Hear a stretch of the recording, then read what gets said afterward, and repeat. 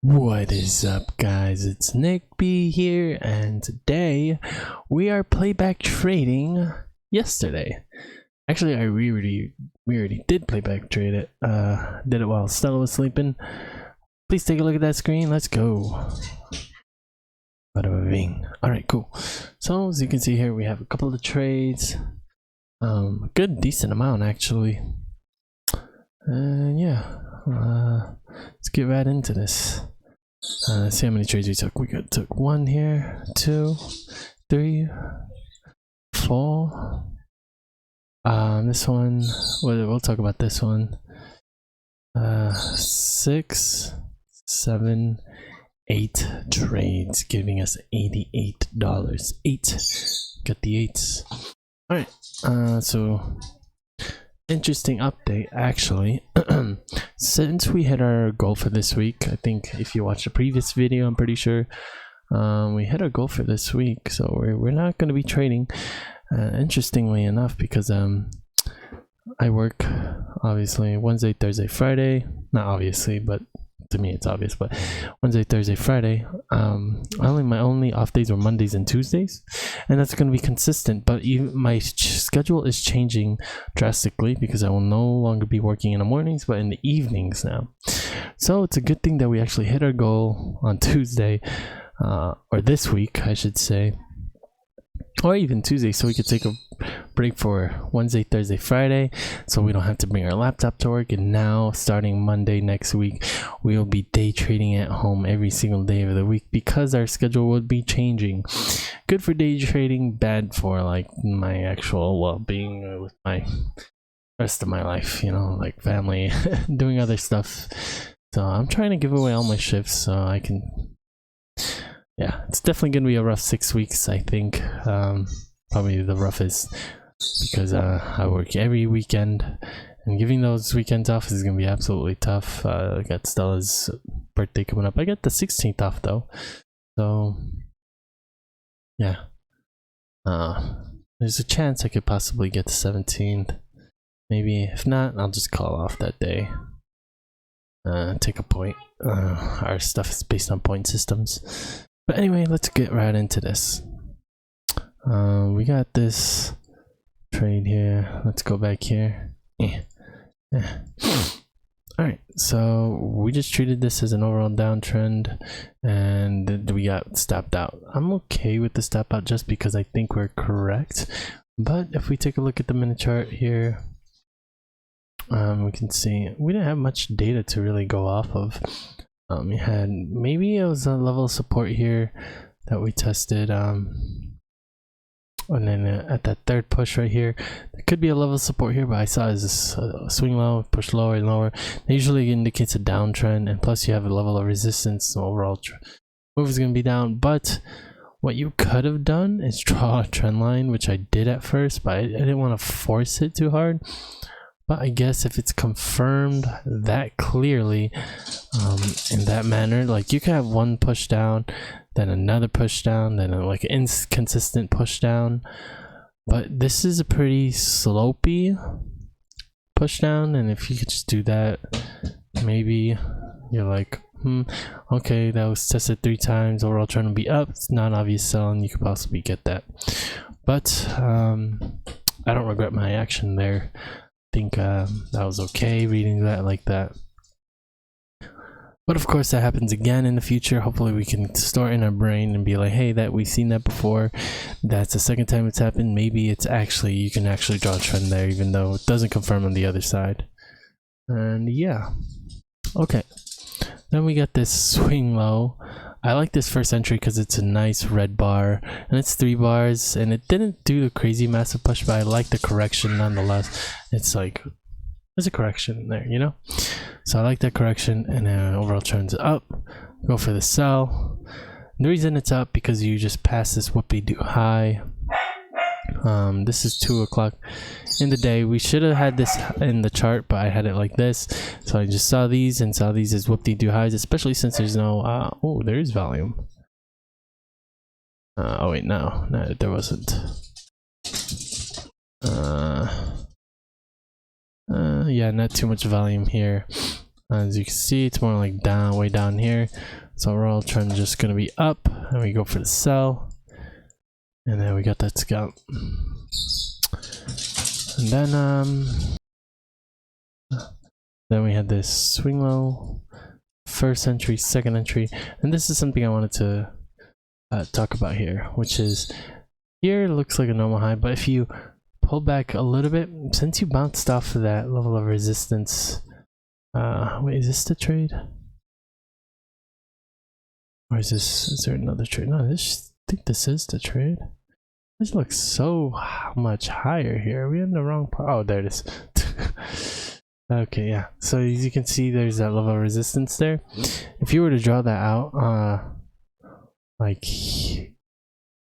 here, like something like this. I forgot how to do this. Drawing tools, line, F2, ray, vertical, horizontal, F6. Okay, so if you were to draw that out like this and line it up maybe like that, where those bars kind of close, same thing with there, then you can see that as being a test, possibly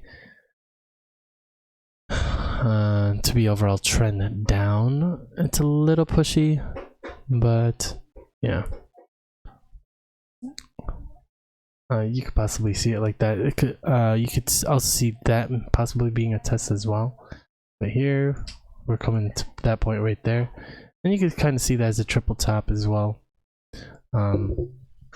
Yeah, essentially, especially in those highs up there. So that's a classic triple top. So overall trend be down, non-obvious buy that you would have got the scalp. It's an interesting thing because people see that as a triple top, they sell. They get stopped out 90%. People trade that strat, and then the market just skyrockets down after stopping them out.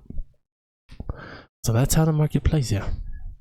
But yeah, then we had this like other like double top here. We took it as a new swing high because it is. You have a swing high there, and then you have another new swing high. Then we took this as one leg. They have a little correction, but yeah, I don't like doing those as legs. Just treat that as one leg. Second leg, I mean, yeah, correction, second leg. Overall trend's gonna be up here because of this trend line that formed. So actually this was a little bit tighter. We did it something like this. At that point it was a little bit tighter, and like that. That was 1, 2, 3. Overall trend's gonna be up. I mean, it's pretty consistent even if you did it something like that. Something like that, right? There you can see overall trends up. And actually, no, we didn't do it like that. We did a 1-tick sell because of this level of support here. It's 1, 2, 3 test, and yeah, we just took it as that. Yeah, just 1, 2, 3 test. It's not too crazy as in prices all over the place. Like this test is just about within 2 points of being tested here. If I was pushed down a little bit lower here, I'd be super hesitant, but it's a little bit more consistent. And yeah, that's why we went for that 1-tick sell to continue that spike. And that's what we did. And then here is where we did the trend line buy. So here it becomes a lot more clear. You see those highs.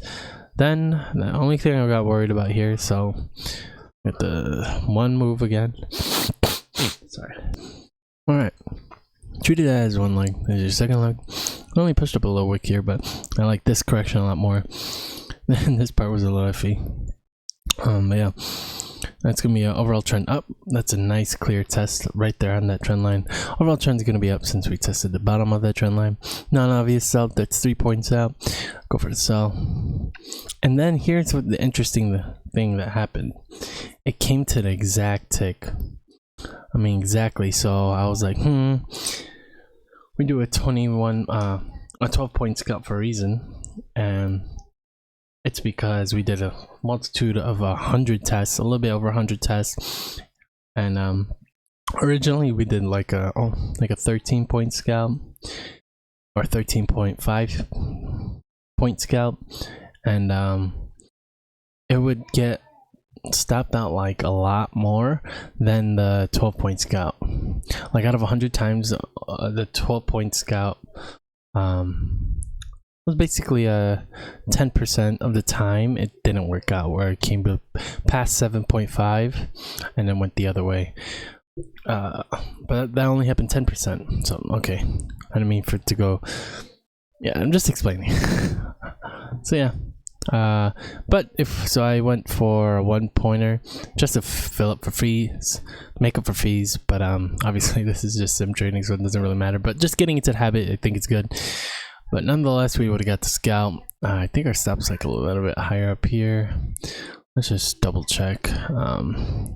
75 low, 2, 4, 6, yeah, 8, so whatever. It's 8 and 6. Then we got a nice good correction here. Nice green bar, even though it pulled up a little bit on that wick. It's just a tiny wick. I like that nice large green bar there. It's a nice correction bar and I like it. And so overall trend is gonna be down. I consider this a whoop-de-doo low. I was worried that testing it would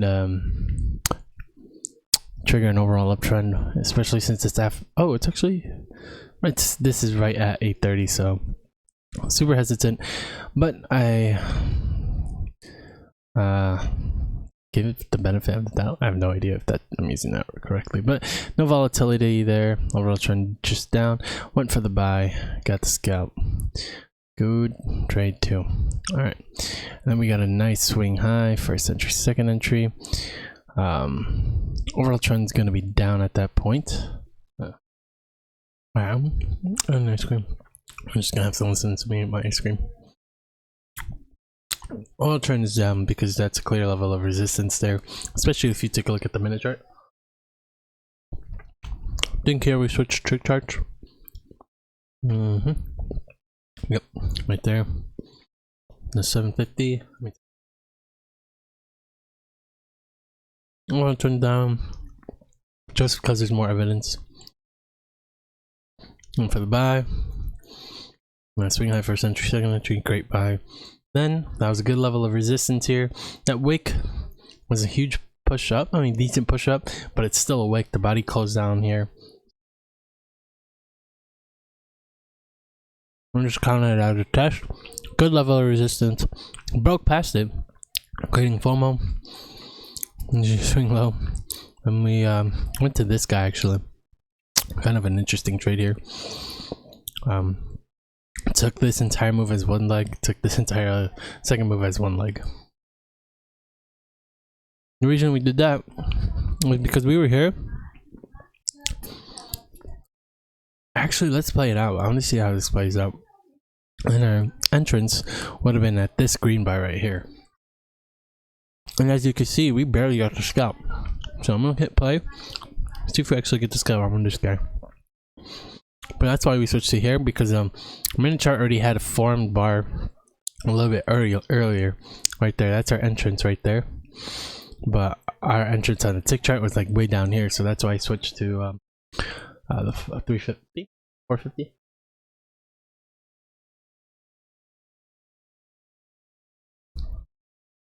Well, let's see.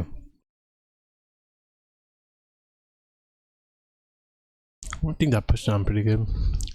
How much more of a push do we need? Need to come down 1 point. Just about 2 points.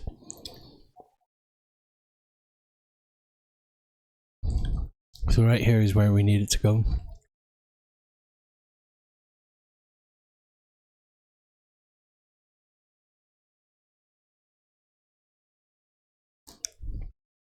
We still be in the trade for sure.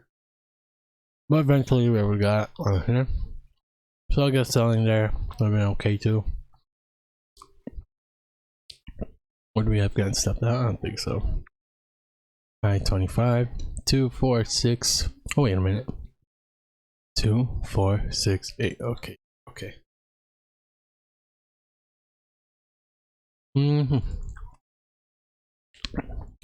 Not too shabby. Yeah. Thanks for watching. Bye.